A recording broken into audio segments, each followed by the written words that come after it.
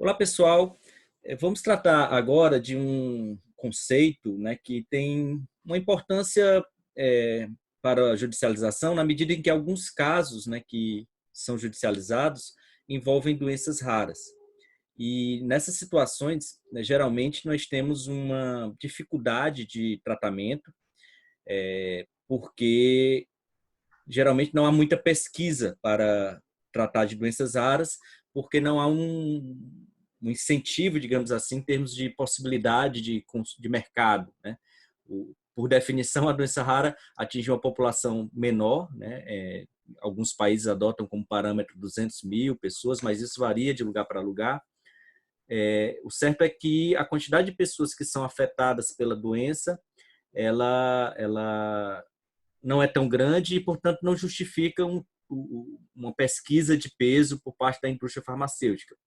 Isso fez com que alguns países criassem uma fórmula de incentivo denominada de medicamentos órfãos. A palavra-chave que designa o tratamento para doenças raras é medicamentos órfãos.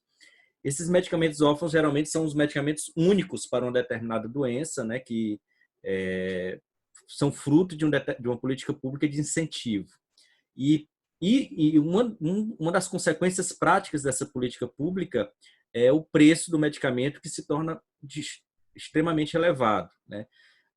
A indústria que explora, né, esse mercado de doença rara, ele tem alguns incentivos específicos, às vezes tem incentivos fiscais, às vezes tem algum tipo de vantagem de facilidade de aprovar a medicação ou de realização de testes, tem algum tipo de patrocínio, né, de fundos públicos que são dados pelo governo para incentivar a pesquisa nessa área, mesmo em se tratando de entidade privada. Enfim, há uma série de políticas públicas para tentar estimular a descoberta de novas drogas para o tratamento de doenças raras. Quando isso ocorre, geralmente a empresa que descobre uma nova tecnologia tem inclusive prazo maior de exclusividade para explorar esse mercado, e muitas vezes colocam o preço do produto, né, muito alto, né? Então, em várias situações, o custo de um medicamento de alto custo é extremamente elevado, não necessariamente pelo produto, pela matéria-prima, pela mão de obra que é realizada, mas sim pela pesquisa, né, que foi realizada para poder descobrir e testar. Carol, quer complementar com alguma informação? Só falando um pouquinho mais sobre o que está acontecendo com relação a essas drogas para doenças raras. O que acontece? Como elas acabam sendo mais caras mesmo, se adota, então, limiar diferente daquele que seria adotado para limiares de custo-efetividade diferentes daqueles que seriam adotados para drogas normais, tá? O que acontece? O que a gente tem visto? Que essas drogas órfãs estão ultrapassando cada vez mais os limiares já excepcionais criados para elas, porque a indústria está ela está focando realmente bastante no desenvolvimento desse tipo de droga, porque está vendo que está dando retorno por causa do alto preço que eles colocam, então, nessas drogas, né? Então, para vocês terem uma ideia, aqui no Brasil, naquela pesquisa que eu fiz, num período de tempo, deu mais ou menos um ano, os medicamentos incorporados com menor custo-efetividade aqui no Brasil, todos eram, com exceção de dois, tá? Todos eram para doenças raras. De 7, 5 eram para doenças raras. O E de assim, maior custo-efetividade, né? O de de maior. menor custo-efetividade. Ah, sim, sim, sim. Ok. De menor custo-efetividade. Ou seja, Mas assim, de limiar mais alto, né? exato, mas assim, a proporção, a comparação é muito, a disparidade é muito grande com os limiares, com as relações de custo-efetividade encontradas nos medicamentos mais baratos. E veja, esses medicamentos estão tão caros, que eles também representam alto impacto orçamentário nos sistemas de saúde. Então, nesse período pesquisado, eu estou me certificando aqui, os 6 medicamentos com maior impacto orçamentário para o sistema de saúde brasileiro, desses 6, 5 eram para doenças raras. Então, aquela justificativa que se dava antes, não, mas a gente pode incorporar um remédio mais caro para doença rara, porque tem pouca gente que vai usar, já não se sustenta mais, porque o impacto orçamentário é muito grande mesmo.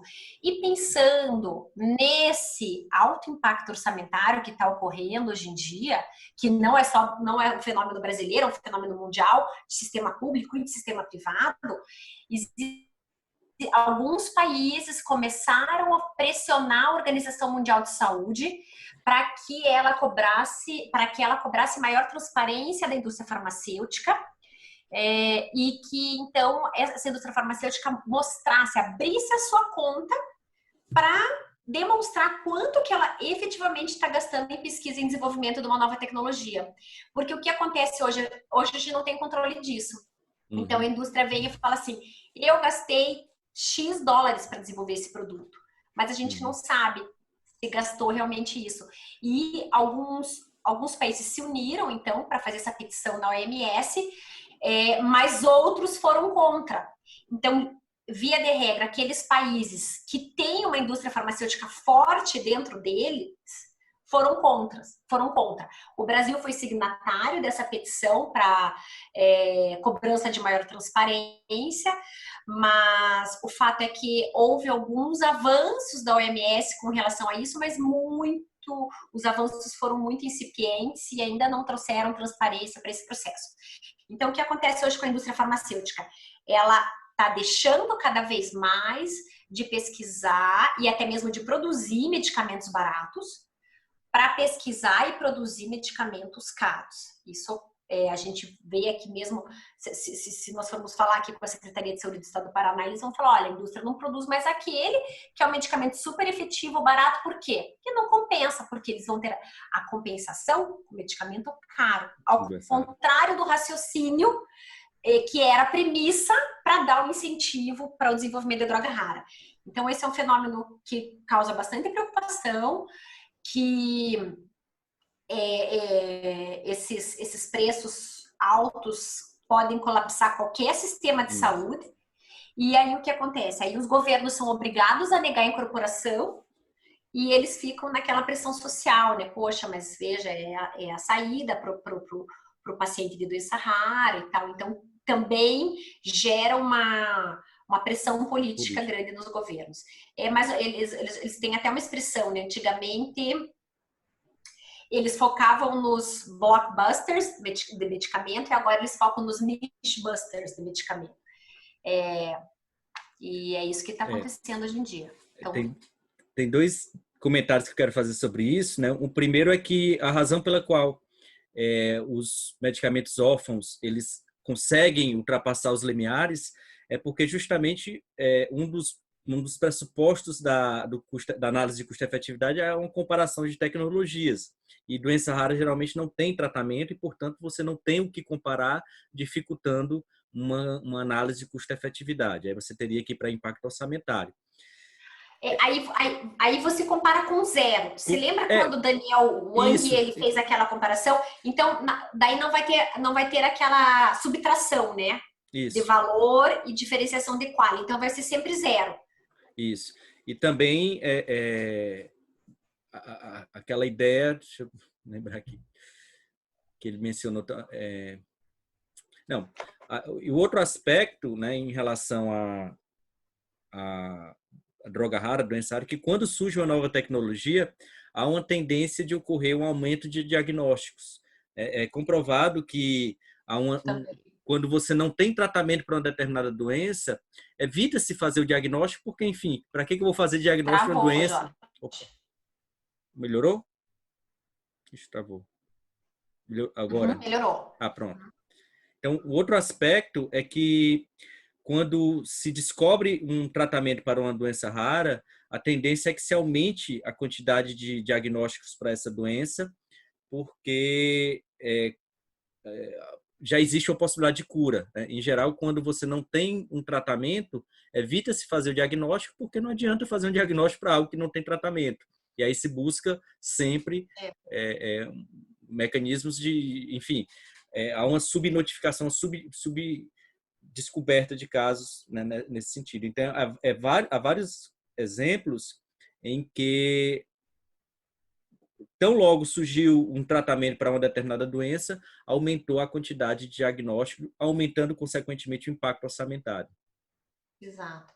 Então, só para ter uma ideia aqui, Jorge, veja, o medicamento com menor relação de custo-efetividade incorporado foi a alfa-ilosulfase, com uma relação de custo-efetividade incremental, perceba, na ordem de 5 milhões de reais por quali.